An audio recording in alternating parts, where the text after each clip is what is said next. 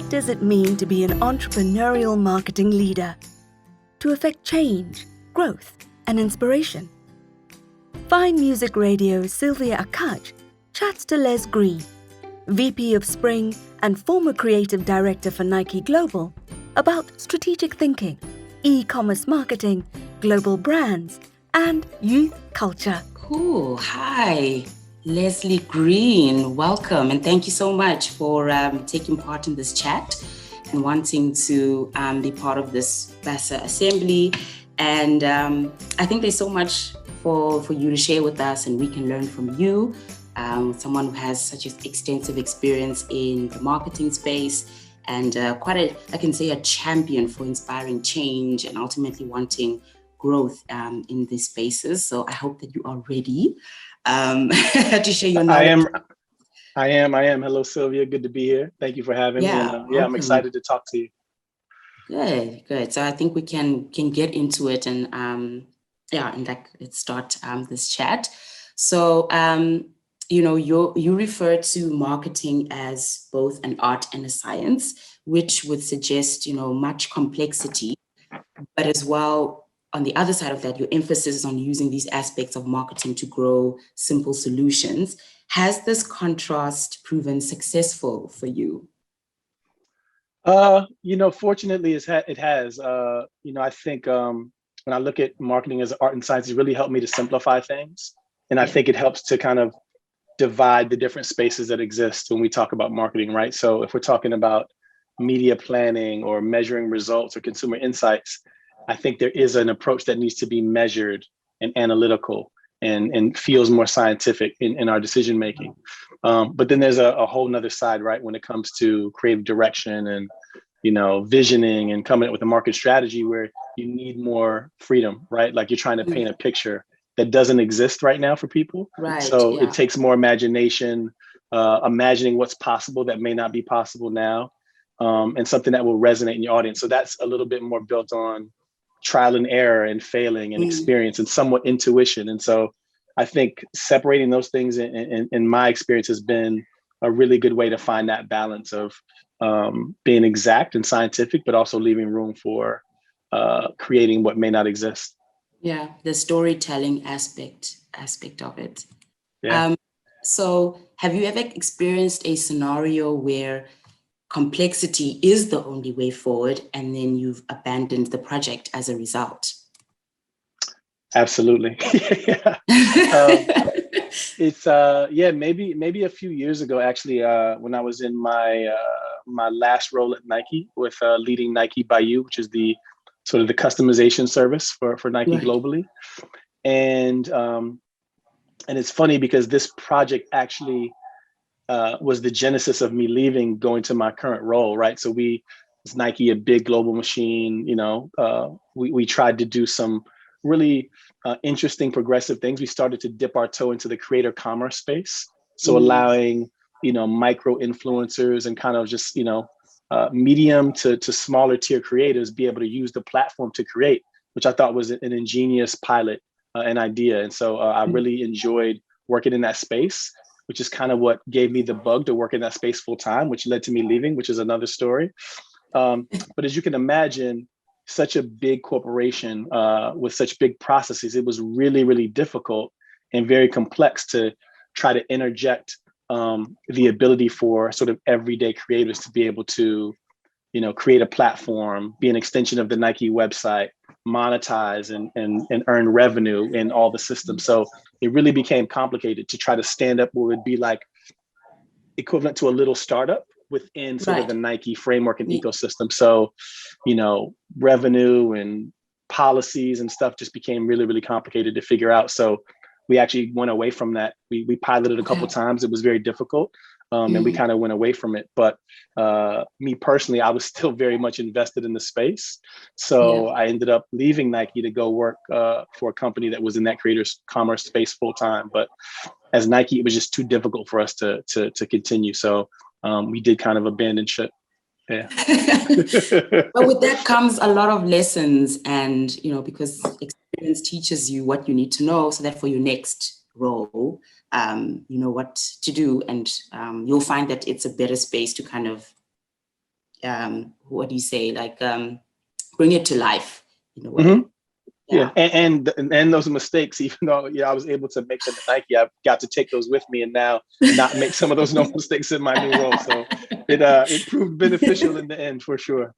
Yeah. So we're speaking of Youth ID and your ID. Your commitment to youth culture is evident in, for example, your participation in the Karabo Poppy Night collaboration, which was such an inspirational and huge collaboration, and one of those collabs that moved the culture forward. What is your process for empowering and uplifting youth culture as a mechanism for raising the cultural economy as a whole? Yeah, no, it's a great question, and I loved working on that project. Karabo is an amazing artist, and I think she really represents. She represents like a real amazing point of view from the youth of South Africa and beyond that, to be honest. But from the beginning of my career, I've been lucky enough to have roles where like my connection and my love and my passion for youth culture were able to be leveraged and seen as like additive to the role that I was in, which is not always the case. So I feel really blessed. So it's always been a part of like what I bring to the table and how I approach marketing is like my connection to knowledge of and resonance with culture has all been a part of that. And I think, beyond that, being a Black man in marketing and also being aware very much of like Black culture and how it fits into the overall zeitgeist of marketing and pop culture is just something that I was always aware of. So I always find ways to make sure that like there's a reciprocal nature in the way that popular culture and marketing in general are able to tap into youth culture, tap into Black culture, and I want to make sure that that's reciprocal. So part of that is making sure that those opportunities exist and come to those people that are actually driving the culture forward. So and that's step one, right? I think it goes beyond that eventually. It should be shifting more of the cultural economy where, income opportunities lead to profit sharing, lead to IP, lead to ownership. So that's the end goal, right? So I think it starts with making sure that our young people and Black people that are driving the culture forward get these opportunities. But that's just the first step, to be honest. Right. No, completely. And speaking of, the projects, do you consider all potential projects, finding ways to make each work in a way that the primary focus is on the youth?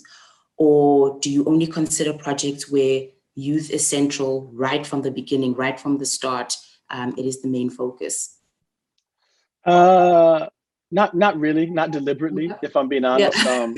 I really feel that just in general, like, youth are always the primary drivers of culture and movements. I think South Africa knows this in particular, given the history, right? So I just think when you focus on projects that are based on real cultural insights and real relevancy, you're naturally and bound to incorporate things that are youth oriented and related to young people. So I don't go in, thinking like I need to find a youth culture angle specifically, but I just find things that are resonant and true and based on insights of the culture. And more often than not, it's going to be something that resonates or leverages a part of what young people are doing in a particular region or maybe even globally. Right. And speaking of South Africa, you've worked within this country and with our creatives for a number of years. What is it about this industry of ours that specifically fascinates you? What is it that, keeps you coming back and interested and wanting to carry on and keep doing more? Well, I think the first thing is like my love for the country really comes from the people, to be honest. So that's that's kind of the baseline. But if I'm talking about creatives specifically, I always found like the creatives and the creativity coming out of South Africa to be very, very layered, if that makes sense. Like I would explain it to my friends here in the States that, I feel like the people in South Africa, especially the creatives, have many identities without having an identity crisis, which is very difficult to pull off, right? So you could be a woman in South Africa and you're a Zulu woman and a Black woman and a South African and an African. And so like there's many layers to that, but I feel like, specifically in South Africa, those never really get confused. And I think in other places they can be a little bit polarizing. So I think those layers and everything that is brought to the table in those different pieces of who you are just add to a richness and a depth and a variety that you don't really get in many other places. So I really felt like that was one of the differentiating factors and kind of one of the key strong points of work that generated from South African creatives. Yeah, that is so interesting because I never really, not really never, but thought about it that way, the whole layering. And now that you mention it, it's like, yes, you are right. There's all of these things. And when you're in a project, these layers kind of like get, unfold. And it's like, oh, okay, we can do this and that. And other ideas then spark from that. Insights as well. You get multiple insights that you never really were set out to get or find, if I can put it like that. Yeah, for sure. I think many times in other places, creatives sometimes find it difficult to bring who they are 100% themselves into the work. And I just found, like, in my experience in South Africa, it was almost the price of entry was people bringing who they are to the table, right? Like even the languages spoken in a meeting is like someone bringing who they are to the table without question and without any qualms about it. So I love that. Love that. And do you believe the wider socioeconomic context of the country has a deliberate and decisive impact on how artists work? I believe it does. I think somewhat creatively and probably somewhat geographically. I believe artists in South Africa feel they kind of feel the need to compete. There's a little bit of an edge based on maybe like their global counterparts maybe not being affected as much socioeconomically, depending on which countries you're talking about. So I think it gives them a little bit more of an edge, a little bit more of an effort put in. And like, I think, the good thing is that there's a lot of great creative that comes out of maybe those inequities that maybe not be fair, but lead to some interesting work. And I think geographically, at least what I found is that I feel like the artists and the creatives and the industry in South Africa branches out more and looks to deliver their work and be seen and present in other places. I think Karabo is a great example of that. Like, you see her work in places around the world that, may not even have a direct connection to the continent or South Africa. But I think that they see that, the value of what they do is definitely relevant in other places. So I think that sometimes is not able to be taken advantage of locally just because of some basic socioeconomic things that exist there. So I think a South African creative probably has to have his head in South Africa and doing work there, but also have a view to what they can do globally at the same time, just to be able to really succeed, Yeah. And on the back of that, in terms of wouldn't really be seen in various spaces, have there been certain limitations that have hobbled the creative space, or rather emboldened those within to be far more enterprising? A different set of circumstances would have necessitated. I think both. Again, I think it has a benefit as well as a challenge to it. You know what I mean? Because obviously, you want creatives locally to feel like their work will be valued and they will have the right economic opportunities, just based on being from there and their work being most relevant to those spaces. But the fact that may not be 100% of the case, leads to that work traveling and, their creative work almost serving as ambassadors for the culture that's happening in SA. So I think there's two sides to it. It would be great. It would be great if they could both exist in full, right? If creatives could, receive and feel their full value locally and globally. But I think it's a journey to get there. And I think they're definitely on the path. Again, I think I see more creatives from South Africa globally now than ever in fashion, obviously in the marketing world and art with people that we've talked about. But yeah, it's going to happen. Okay. And being someone who has traveled extensively and lived in different countries, continents, immersed in the different cultures, do you find that cross-pollination is natural to ideation, or is it important to remain wholly within the cultural spaces of the location in which you're based? Yeah, no, that's a great question. I don't know if there's a way in today's society to remain in this sort of like bubble where you're just only being influenced by your culture. I mean, I think borrowing and cross pollination is like, it can lead to really, really, very interesting ideas. And I think there's a genuine interest there. When I was in Mexico, because I moved to Mexico City from Johannesburg, and Right. all people wanted to talk about was South Africa there. They were so intrigued and interested. When I'm in the States, people only want to talk about Mexico and South Africa. They're just interested in the things that are not relevant to them. And I think even in Mexico, which is closer to the US, people were interested in things that I had to talk about from South Africa. And there was a lot of parallels. So I think just globally, the way that people are consuming content, the way that creatives are collaborating, is a natural interest and a natural gravitation towards that cross-pollination. And I think as long as it's coming from a place where you're honoring that culture and not just taking from it, then I think it can be beneficial. So that takes understanding and conversations to really understand the relevance. But I think it's amazing. I think it leads to amazing work. And I think especially young people are hungry for it. It's almost like the way that they operate automatically, just because of the internet and the way that they grew up. Yeah, the internet kind of expands their world beyond where they are currently.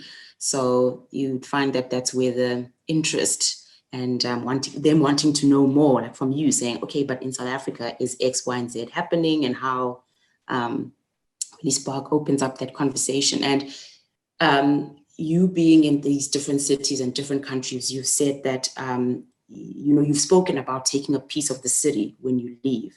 Do you find people are receptive to ideas and activations transposed from other places, or are unfamiliar concepts, usually met with either suspicion or lots of questions and confusion or derision? Right. I think people are very open and very receptive. In fact, I found that like people are almost when they're so ingrained and present in their own culture, I think they have like this insatiable appetite for other things outside to come in and add philosophies. When you see like videos of girls in Colombia that are dancing to Afrobeat, it's like there's already obviously a rich music history and culture in Colombia, but they have this appetite and this desire for something different to add to or connect with what they do currently. So there's definitely an appetite for that.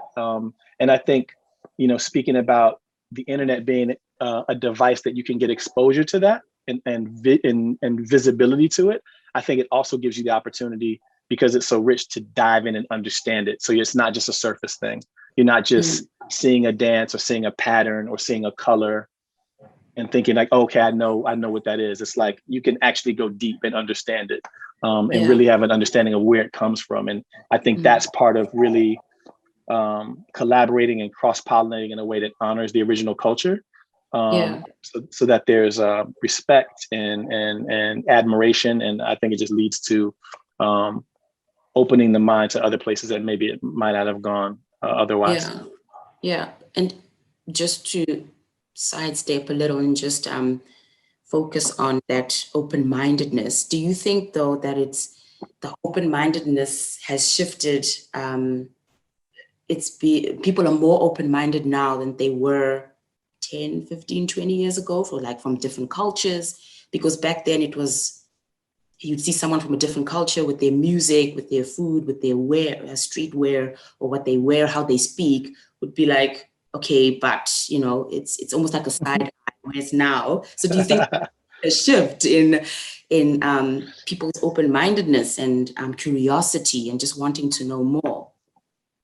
I think there's definitely a move towards that open-mindedness. And part of it is because if you think about just geographically within one country or one city over the last 10, 15 years, you'll have so many subcultures just pop up within that space. So, you would be giving side eyes all day, even within the same city, right? Because there's just so many different subcultures, Exactly. right? So I think, so that's one element. And then because of that, you may find people in other countries, other cities, and the region, other parts of the world that you have more in common with than the people in your city, because there's such diversity of these cultures that are consumed. So I think because of those different levels, there's way more openness to understanding, seeing, hearing, participating in cultures that may not be familiar, may not feel comfortable at first. But I think, again, going back to young people and people that have maybe traveled outside of their homeland, is like, there's just a way more openness to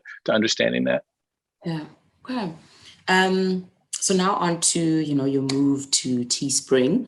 It seems to have been governed largely by your desire to work more closely in the creative commerce space, as you mentioned earlier, specifically in social media and connecting creatives directly with their fans.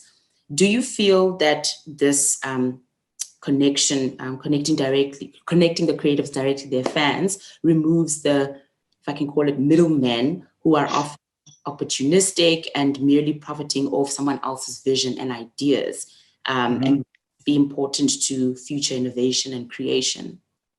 Yeah. My move definitely was based a little bit around this philosophy. We've actually changed our name since I started. So when I started in September, we were Teespring. Now in February, we just became Spring. So the first thing I did was come change the name. So. Of course, it's just like, nope, that's 2021. Let's exactly. So now we're known as Spring. But yeah, so I've been a huge music fan my entire life, and I think the music industry has kind of provided a little bit of a case study for how the most impactful, resonant cultural creators can be in the position to have the least amount of ownership, independence, and revenue from the industry. And so I think that's always been in the back of my mind. And I think now moving to this world, like the internet has spawned all of these new industries, all of these new creatives, these new economies, right, built off of social media. Completely. And we're still in so we're still in the genesis of that. So there's an opportunity for us to, this is not like a 40, 50, 60-year-old music industry. This is an industry 10, 20 years old. And so we have the opportunity to really write the structures so that they are more in line with the structures in the way that they should be, right? More ownership, more independence. So I think my move to Spring was about really being in an industry that does remove that middleman. And it's about, individual creatives who are, coming up with ideas and brands that are resonating with people, and them holding on to their IP, holding on to their ownership, generating more of the revenue, and really having somebody help facilitate, not guardrail or gatekeep their creative. So that was definitely a part of the move for sure. Yeah, and I think it's also a change because creatives were only people who create, and that's it, and then somebody else takes care of the business and the revenue. So I think this kind of helps them to also understand that, yes, you create, go do your thing, but also just remember that you also need to understand how the business side of it works, and as well as marketing. But I think you're such a great person to kind of also lead that, even at Spring, and help people learn that. So I think that's definitely going to change the way things have been happening.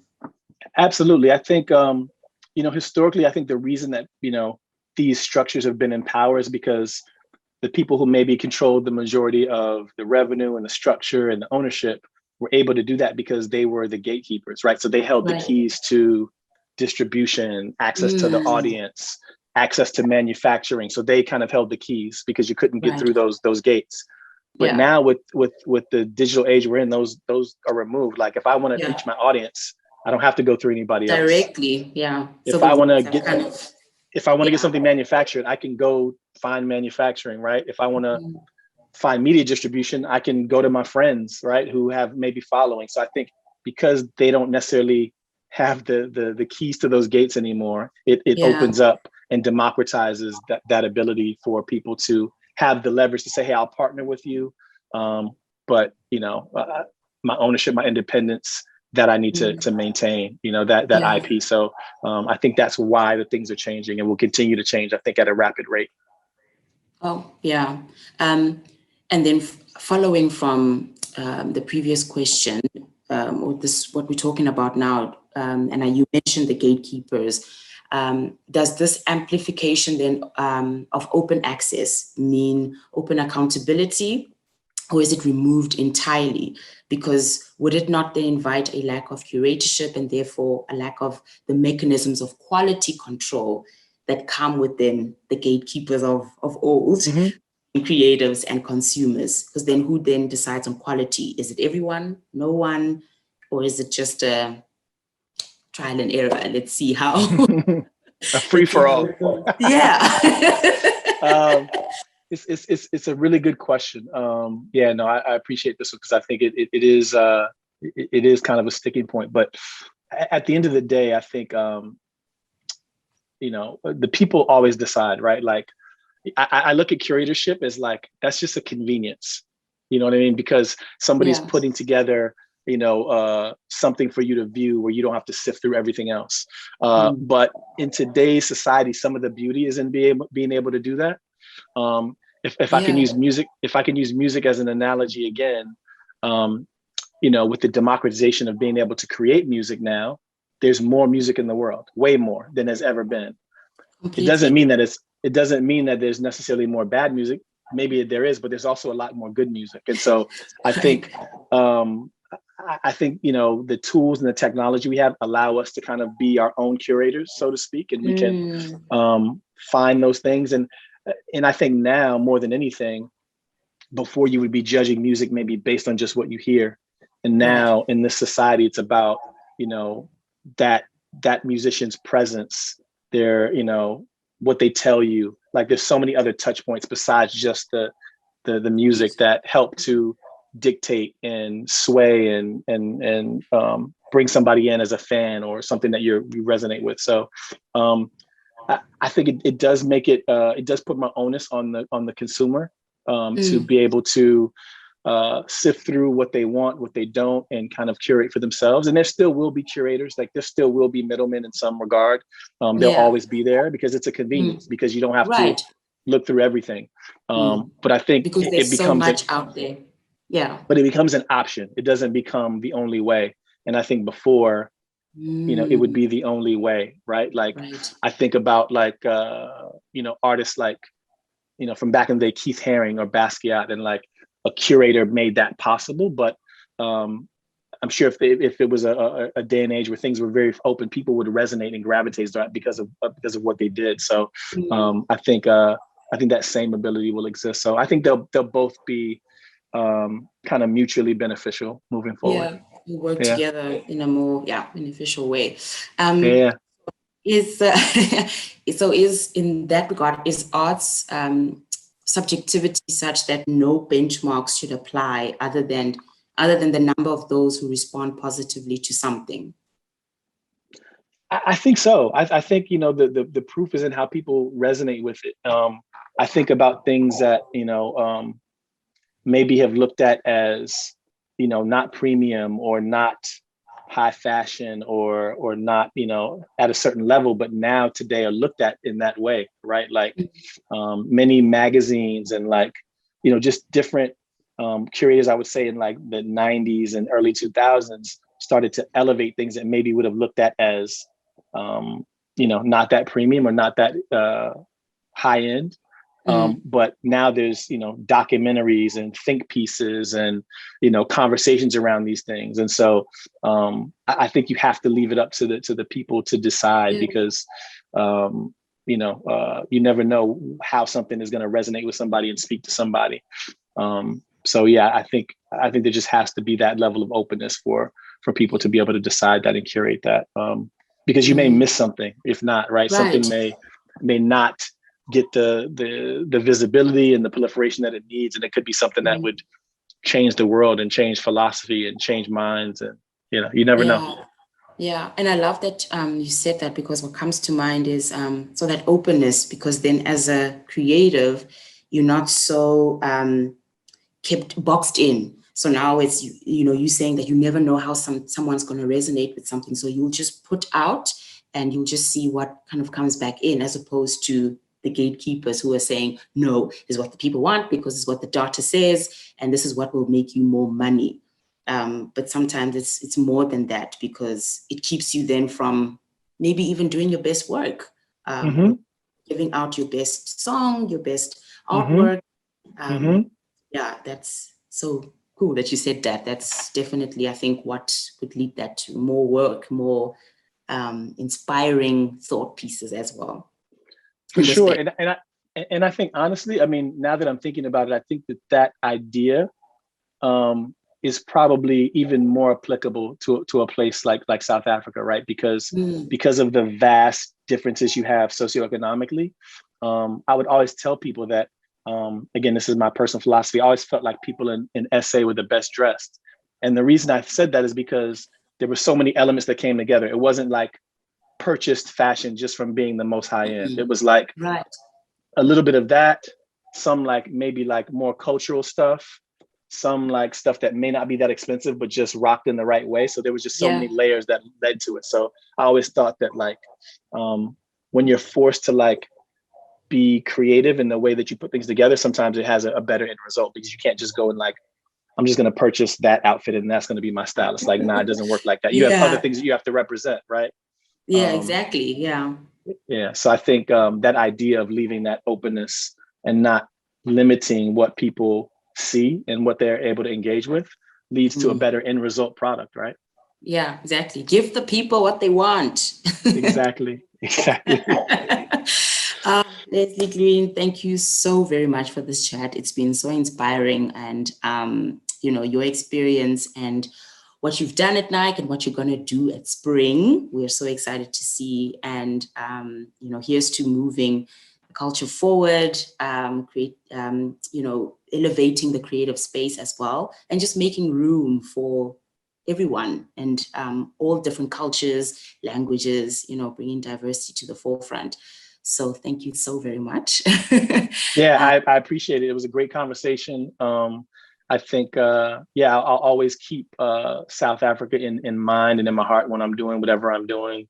Coming back, thinking about my new role and how that can enable creatives there, leveraging creatives there to do work is something that will always be a part of what I do moving forward. So, you guys can't get rid of me. No, please. We wouldn't dare. We wouldn't dare. Once everything clears up in the air, please do come back. Of course. Looking forward to doing great things again. So thank you so much. Of course. And thank you, Sylvia. I know that it's the morning now, so you still have a whole day ahead of you. Of course, yeah. Have a great day further, and thank you. Thank you. I appreciate it.